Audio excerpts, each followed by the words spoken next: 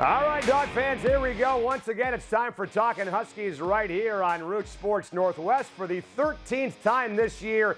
And for the 10th time after a Husky W, we're talking Dawgs on the air. Cam Cleland, Dave Softy Mahler, producer Alex Altman with us. Big thanks to our friends at the law offices of Catherine Clark. And Cam, I would like to be the first one to welcome you way back to 1991, which is so long ago. It predates your time as a Husky football player and puts me at 17 years old in high school because the Dawgs are 10-0 for the first time in 32 years. How about that? Is it 1, 2, 3, 4, 5? This is a half-hour show, right? I'm going to get to 10 because that's how good it feels. And 1991, can you think that far back? Was that Pearl, is it Nirvana? It doesn't matter. All that matters is this team is 10-0. And at the start of the season, if you told me they were sitting 10-0, I probably wouldn't believe you. But now that I'm sitting here at 10-0, I'm going to believe you because it's reality. And the facts are there's only one game that matters, and that's this week down in Corvallis. But 10-0 feels good, my friend. Yeah, no question. A 35-28 win over Utah on Saturday, a game that really showed us the tale of two halves, at least on the defensive side of the ball. You and I are sitting there at halftime in the radio booth asking, what the heck's going on here, man? The Huskies getting pushed around. 28 points, 306 yards. A Utah football team that averaged about 160 passing yards a game had gone for 238. Bryson Barnes, Cam, at halftime had an NFL passer rating of 157, and then everything changed in half number 2. Here's co-defensive coordinator William Inge talking about what he saw different in half number 2 versus half number 1 on defense. Probably the biggest thing that you saw was our guys made their plays at the point of attack. Our urgency level was a lot higher and a little more intense, and their focus was exactly where it needed to be when it came to them being able to make their play at the point of attack. And that was probably one of the biggest things that we talked about at halftime coming out was just we're where we need to be. Now we just have to make our play. So what did you see? Because the box score looks totally different. Bryson Barnes, again, passer rating of 157, Cam, in the first half. It was .64, as in 0.64 in half number 2. What happened? Well, there are things that you absolutely can't control. It's your fits and it's your technical ability and it's your guys willing to get after it. I did notice a sense of urgency and a change in the second half. Now, we've seen this team do this all year. Correct me if I'm wrong, but I'm going to repeat this. 12 minutes, you didn't allow the Ducks to score in the fourth quarter. You did it to USC, didn't allow a point in the fourth quarter. Now Utah comes to town, and the first half looked like, oh my gosh, we're going to get in a track meet again. In fact, 2 humongous plays, explosive plays, and this defense played okay in the first half. Second half, they shut it down. So is that an attitude adjustment? Is it adjustment by coaches? It is a fit. Is it a technical? Is it about fundamentals? Tackling in space and doing that? Or is it just a desire to understand we have to finish? However you want to draw it up and design it, this team understands when push comes to shove at the end of a football game, they have to start playing with more intensity. And I think that's the sense of urgency that they realize. It's like, all right, the first half is a feel it out phase, but in the second half, it's go time. Proud of this team, the way they fixed that in the second half.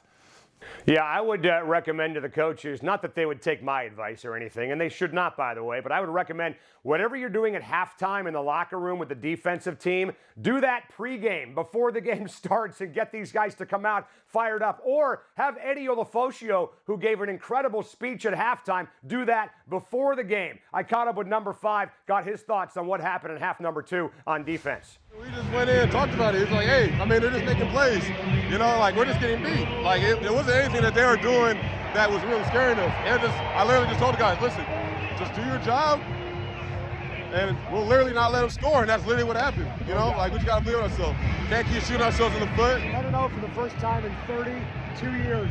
What does that mean to you to be a part of that? It means the world, man. It means the world.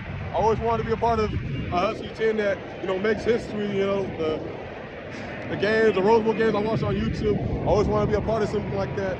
You know, we got a lot more work to do, but, you know, it feels great. It's a blessing, man. And this could have been worse, Cam. We all know that. Alfonso Tupatala, local kid, 5th-year guy who had never picked off a pass in his life, picks off a deflected pass from Bryson Barnes and runs it all the way down to the 1.5-yard line and then gives the football back. I mean, it's easy now to laugh about it because the Huskies won the game. But if they lost this game to Utah Saturday, Cam, we're having an entirely different conversation about number 11 right now. I'm baffled. I don't get it. I don't understand it. I look at the young man, I go, it's a mental error. It's a massive mental error. He understands it. There's no need to beat this down. Yes, it would have been catastrophic if it would have been the points difference. Focus, and that's why I say is that's being focused, understanding your role in that moment, celebrating. But I can't even put words to what I saw because I've never seen that before. And it just is, it's inexcusable. He knows it. The coaches will get it right. And I guarantee you, if that young man ever gets a chance again, he's going to be like the dude in the program, carrying that football around all day long and never leave his lap.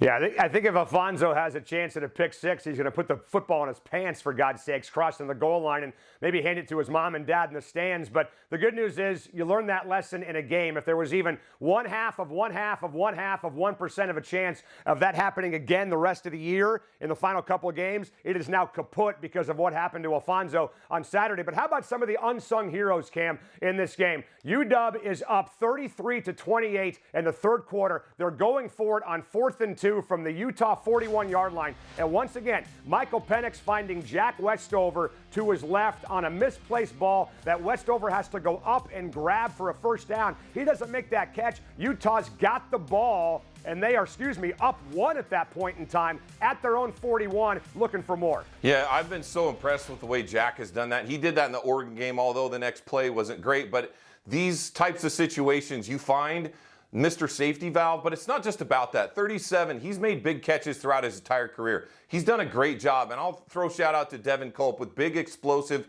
catches by the tight ends. Yes, they're not the Rome Odunze and the big guys down the middle with JP and J-Mac, but when you needed to make a play, you found Jack, and that was part of what Utah allowed him to be open, the short-range throws. And I thought Mike made a really good adjustment. For gosh sakes, he ran for a touchdown, which we hadn't seen, really athletic, but finding Jack in those optimal moments and winning football games against a good football team. Okay, that's Utah. That's the back-to-back defending Pac-12 champions. Quit throwing that out with the bathwater, man. That was a good football team, and they figured it out how to push UW around a little bit. But in the end, you found a way to win. I'm saying this over and over again because it's all that matters is getting a W at the end of the game. Yeah, UW has allowed 1 touchdown on defense in the last 4 games in the fourth quarter. So it may not look pretty overall, but when the time comes and it's nut-cutting time, as I like to call it, the UW defense is stepping up and getting the job done. We'll get a break, come back and talk more about Saturday's win over Utah, look ahead to Oregon State. And for some reason, guys, the Talkin Beavers people have decided to come on this show and talk some smack. Imagine the goal down there in Corvallis. That's all coming next right here on Root Sports Northwest.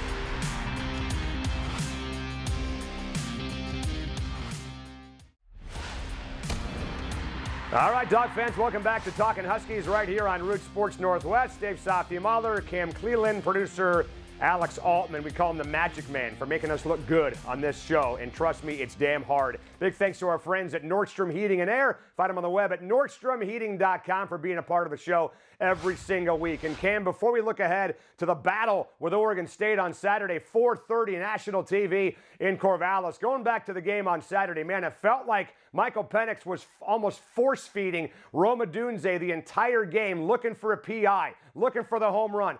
3 catches on 11 targets for over 110 yards and 2 touchdowns. Talk about that connection between 9 and 1 on Saturday. Well, it would have been higher. A couple factors were about the elements. The wind was blowing, and you could see that Mike was off a little bit. Those are some of the throws that he'd like to have back. But you have to target and look at Rome in the big moments of those big catches, the touchdown down the right sideline, okay, and then you had the deep skinny post where Mike rolled to his left and then found Rome coming across from right to left. You have to target Rome because he's a big-time playmaker, but there were certain situations where you'd like to have back, and again, we're in those moments where if Mike can make that throw. Do I think it was blowing hard? Yeah, obviously it was very difficult. The other thing is about how well DJ ran the football. Another time over 100 yards. This run game back-to-back. We've seen it, and this offensive line has settled into a consistency on inside and outside zone and tosses around the side. This is going to be about how Mike starts to make those big throws in these moments. And he has, and he will, and continues to have those type of throws. But the way Rome and JP, and you know what another thing is? I saw J-Mac out there. as little as it was, having him out there, if he felt strong enough. I know we talked about a second opinion. I didn't know he was going to be able to make it. That's good news as he gets stronger throughout this final push to get down to Vegas. Yeah, normally you hear about a guy going to get a second opinion. It's because he doesn't like the first opinion. He went to the Seahawk doctors. We thought maybe he's going to miss a couple of games and possibly could come back for the Pac-12 championship if the Huskies make it that far. But Ryan Grubb saying on Monday at his press conference, wanted to get him a little bit of experience, getting his feet wet, getting back out there, going through the motions, the pregame, all that stuff, and that we should expect more from number 11 starting this Saturday against Oregon State. Cam, you mentioned the offensive line. Left tackle Troy Fautanu had a chance to catch up with him after the game and talked about being 10-0 for the first time in his life. It means everything, man. I'm just so glad we could pull out this win against a really good team against Utah, man. But just know no one works like us, man. No one works like we do, and I'm just so happy that we're in this position we are. And Cam, you mentioned that running game. We all talked about it last Saturday. Dylan Johnson, 256 against USC. Well, that's just USC. Now you face a great rushing defense in Utah, and Dylan Johnson has another 100-yard day. Heck, he's closing in, Cam, on a 1,000-yard season. Is it possible? Is it maybe true that Washington has found a running game? Yeah, not only just found a run game, they figured it out. And that's because they committed to the style of runs that they wanted to be. Certainly you want to protect Michael Penix, and that was the identity that started the season. But the elements have changed. It's colder. Okay, you as an offensive lineman and all of this, I say this over and over again, we want to push the line of scrimmage. You have to win football games at the line of scrimmage, and that's what it takes to win in November. DJ in the DJ cat for the touchdown, to have Jeremy Bernard blocking for him in the front, the cutback, the physicality, the way he ran the football versus USC flipped a switch, not only in the style, but I think it also opened up the eyeballs for Coach Grubb. He said, we've now done something different, and we have a whole new element that everybody has to prepare for. That's a little bit scary for defensive coordinators when you're game planning us. Yeah, no doubt. And speaking of a whole new element, man, the Huskies are going down to a whole different atmosphere on Saturday at Reser Stadium. I have not been there since they redid that east side or west side, of Reser Stadium. It's going to be packed. It's going to be loud. Jonathan Smith was on our radio show this week and said they're talking to the Corvallis Fire Department about how far over SRO they can go in the game on Saturday. Ryan Grubb, UW play caller, also going down there for the very first time in his career. Yeah, have reached out. I've never played there, so obviously Coach Huff has been there a couple times, and they've renovated since then, and has supposedly a little bit even louder.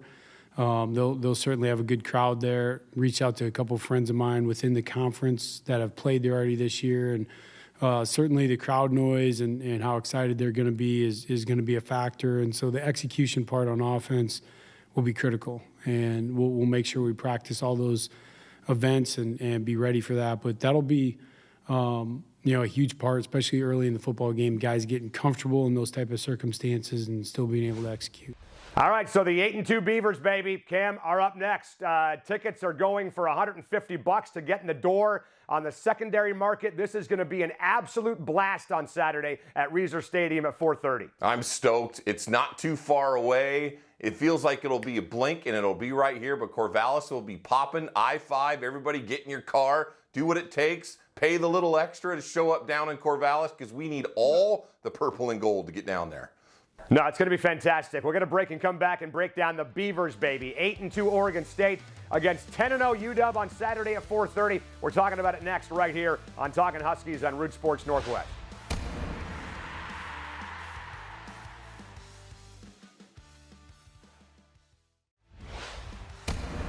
All right, Dog fans, here we go. More on Talkin Huskies right here on Root Sports Northwest. We're going to hear from the Talkin Beavers crew in a matter of minutes, but right now it's time for Askin Huskies on Talkin Huskies. And Cam, our buddy Dom on Twitter, or X as the kids like to call it, wants to know, when will Kalen DeBoer be extended? All these job openings around college football, Husky fans getting maybe a tad nervous about their head coach. Well, as they should be, because when you have success, people want to copy that, and they want to offer that, and as they should. And certainly Kalen DeBoer is an excellent football coach. He's already proven he could do it at Washington, so anybody that has an open job, they're going to be after it. So what does that mean for Washington and the contingencies? That means you pay him whatever he wants. I mean, realistically, get the right negotiation. This is part of winning. You have a new regime now moving into the Big Ten. Get it done, and that's their job. That's why I don't have to worry about it. We can sit here and talk about it, just hey, figure that out. It's all just money. No, it's a big deal, and I'm not throwing that out as something to take it lightly. Get the negotiations done and make sure this man is here for as long as possible. Well, no doubt, and some big-time jobs are open. Jimbo Fisher out at Texas A&M. He's walking away with $78 million. Not a bad gig if you can get it, by the way. But good to hear on Monday that negotiations between DeBoer and the athletic department have already begun on another extension, another raise for Kalen. So he's focused, obviously, on winning number 11 Saturday at Oregon State. 8-2 Beavers. They lost to Arizona. They lost to Washington State. What should keep Husky fans up at night thinking about Oregon State on Saturday at 4:30? Well, they should be worried about the physicality, and this is part of it, is the run game. Damian Martinez, man, from the way Jonathan Smith, and we could take it all the way back because that was the style of offense that we saw so much under Coach Pete, is that was Jonathan Smith's style. Even in 2016, you could see the similarities of what it is. DJ Uiagalelei, that guy is very talented. But I will say this offensively for them. He is not the escapability quarterback that we have seen in multiple different games thus far. That means we can pass rush. You can get after him. The thing is that Arizona did such a good job of making them a little one-dimensional, taking away the run game, because Martinez, they run wide zone and they also run inside zone. And I'm going to say this right here, they run it the best in the conference. And that is because they've always committed to that. Their offensive line is excellent. They are technical. They better really be worried about their tight end, because Jack Veiling has 8 touchdowns and he is a monster in the red zone. All of that being said is you have to find a way to stop the run or at least limit the zone runs immediately with Martinez, because that puts them in a passing situation and we can combat with that. Yeah, I'd just say that the tackling issues that UW had in half number 1, they've got to clean that up, man, from the jump against Oregon State on Saturday. The 1-2 punch, you mentioned it there, of Martinez and Fenwick is as good a 1-2 punch, I think, at running back as the Huskies will see all year long. But here's the interesting thing about this game. Oregon State is now favored. For the first time this year, Washington goes into a game as the underdog, and I love that. We're going to come back and hear from the Talkin Beavers crew. They got a few things to say about this game. Next on Root Sports Northwest.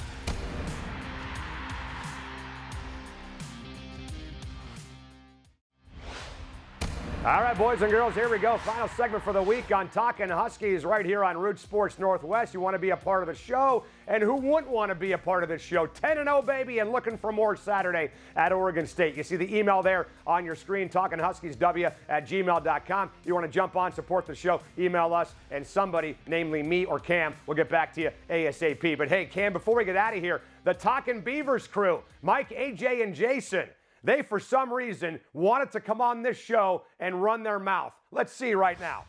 Hey there, Talkin Huskies crew. It is the Talkin Beavs crew from down in Oregon. Jace, I want to start with you. Walk me through, give our Huskies friends up north just a little bit of insight into why this game is going to go to the Beavers' way on Saturday. Now let me tell you something. Here's the reason why I think the Beavers will beat the Huskies.